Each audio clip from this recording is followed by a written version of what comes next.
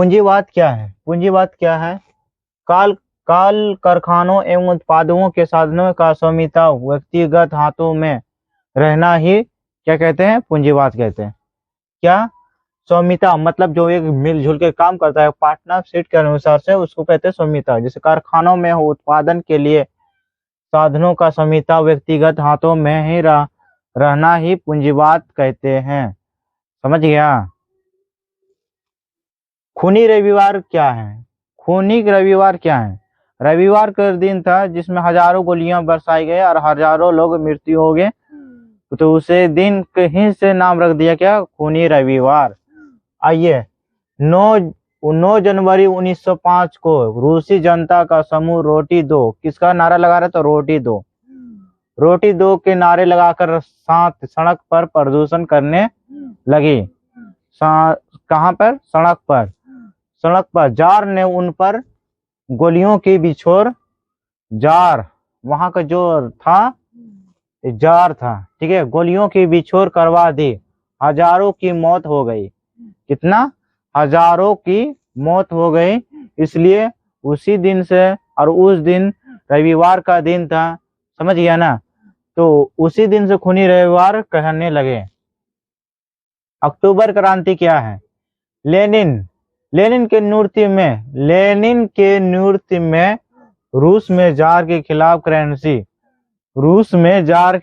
Currency तख्तपलट का निश्चय किया गया। ठीक है। तो पेट्रोग्राद के रेलवे स्टेशन, बैंक, डाकघर, टेलीफोन केंद्र, कचहरी तथा अन्य सरकारी भवनों पर अधिकार कर लिया गया। कौन? करेंसी ने। तो करेंसी भाग गया और वहां से वो भाग गया। उसी दिन क्या था? अक्टूबर का दिन था, तो उसी दिन से क्या नाम रखा? अक्टूबर क्रांति। ठीक है। तो सर्वहार वर्ग किसे कहते हैं? जब हम किसी मिलजुल के एक साथ काम करते हैं उसी को क्या कहते हैं? सर्वहार कहते हैं। ठीक है। तो रूसी समाज का वैसे वर्ग जिसमें किसानों, मजदूर, मेहनतकश जनता एवं गरीबी लोग शामिल हो उसे ही क्या कहते हैं? सर्वहार कहते हैं। क्या कहते हैं? सर्वहार। ठीक है।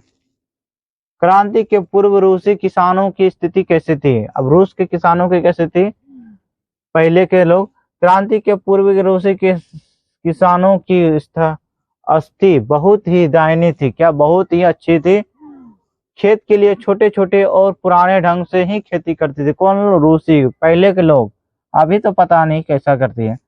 तो प्रथम विश्व युद्ध में रूस की पराजय क्रांति हेतु मार्ग प्रस्ताव किया। कैसे? अब देखो, रूस इतना घमंड था कि हिटलर भी वहां पर बहुत राज किया, लेकिन एक छोटा राज से वो हार गया, वो पहले क्रांति में। तो 1905 ईस्वी में ऐतिहासिक युद्ध में जापान से क्या? किससे किया? वो जापान से किया। जापान ने रूस को बुरी तरह से पराजित कर दिया। जापान ने रूस को पूरी तरह से पराजित कर दिया। तो इसके पूर्व निकुंसक जार विभिन्न मोर्चों पर अपनी विफलत रूसी जनता से छुपाती रही। रूस एशिया के छोटे से देश से पराजित हो गया। महानता का भ्रम जात रहा, और यहाँ क्या महानता का भ्रम जात रहा। पटहल थे। तो मंदे सैनिक जब वापस लौटे तो जनता शतबद्ध रह गई। तो फलस्वरूप इस पराजय ने क्रांति का मार्ग प्रस्ताव किया। कौन? रूस ने। साथ में देखा जाए कि रूसी क्रांति के कारणों का विवेचना करें। उत्तर: रूसी क्रांति के कई कारणों थे, जिनमें से कुछ नियम थे, जिनमें से क्या? कुछ निम्न थे। तो जार की निष्पक्षता और अयोग्यता। इस समय के रूस में एक कठोर राजनीतिक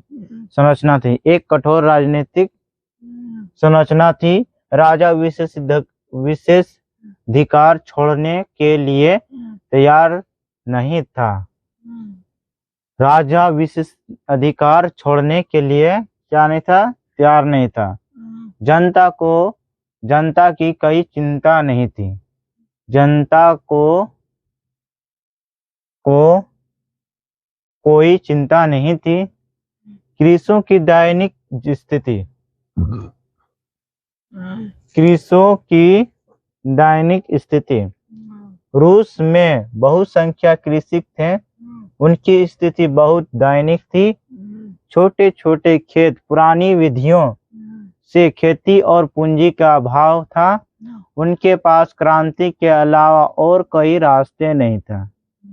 उनके जहाँ जो होता था क्रांति, जो ये सब जो होती थी, क्रांति के अलावा और कोई रास्ता नहीं था। मजदूरों की दैनिक स्थिति। अब मजदूरों की दैनिक स्थिति तीसरा नंबर है। मजदूरों की दिन रात काम करना पड़ता था। रूस में बहुत सारा कम मजदूर थे, दिन रात काम करना पड़ता, लेकिन मजदूरी बहुत कम थी। उनके पास कोई राजनीतिक अधिकार नहीं थे। वे हड़ताल भी नहीं कर सकता था। ठीक है, कहाँ के?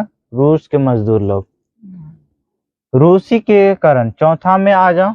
रूसीकरण की नीति। रूसी में अनेक राष्ट्रीयता, सांप्रदायिक भाषाओं और संस्कृति के निवासी थे। जार ने सभी पर रूसी भाषा, अब देखो, रूसी भाषा, शिक्षा और संस्कृति लादने का प्रयास किया, जिससे आक्रोश बढ़ता चला गया, मतलब गुस्सा बढ़ता चला गया। कहाँ पर? रूस में। पांचवा में आ जाए, औद्योगिकरण की समस्या और विदेशी घटनाओं का प्रभाव। रूस में कुछ, यहाँ से स्टार्ट है, रूस में कुछ ही क्षेत्र में महत्वपूर्ण उद्योगों का संकर्षण था। कहाँ पर? रूस में महत्वपूर्ण था उद्योगों को, मतलब फैक्ट्री उटरी का। राष्ट्र पूंजी का अभाव भी था, और रूसी का पराजय क्रीमिया और जापान के हाथों भी क्रांति का प्रमुख कारणों में से एक थे। कौन थे? क्रीमिया और जापान, इन दोनों ने नई आर्थिक नीति क्या थे? उत्तर, 1921 ईस्वी में लेनिन ने एक नई आर्थिक नीति की घोषणा की। नई आर्थिक नीति में निम्नलिखित प्रमुख बातें हैं। एक, किसानों से अनाज लेने के स्थान पर एक निश्चित कर लगाया गया। बचा हुआ अनाज किसका था? किसान का था। दूसरा नंबर, सिद्धांत यह था कि जमीन राज्य की है। जमीन किसका था? एक राज्य के था, परंतु व्यवहारिक तौर पर किसानों की थी। परंतु व्यवहारिक तौर पर किसका था? किसान का था। किसाने ने खेती करता है तो उसी का व्यवहारता है, तो किसका मानेगा? किसान का। तीसरा में आ जाए, 20 से कम कर्मचारियों वाले उद्योगों को व्यक्तिगत रूप से चलाने का अधिकार मिल गया था। किसको? किसान को। चौथा में, उद्योगों को विकेंद्रीकरण किया गया। उद्योगों का विकेंद्रीकरण मतलब एकजुटता किया गया फैक्ट्रियों को। पांचवा में, विदेशी पूंजी भी सीमित रूप से आमंत्रित किया गया। विदेशी पूंजी को भी एक सही ढंग से बुलाया गया।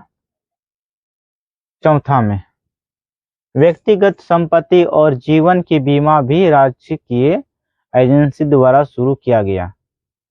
पांचवा में, विभिन्न स्तरों पर बैंक खोले गए हैं। आठवां में, ट्रेड यूनियन की अनिवार्य सदस्यता समाप्त कर दी गई।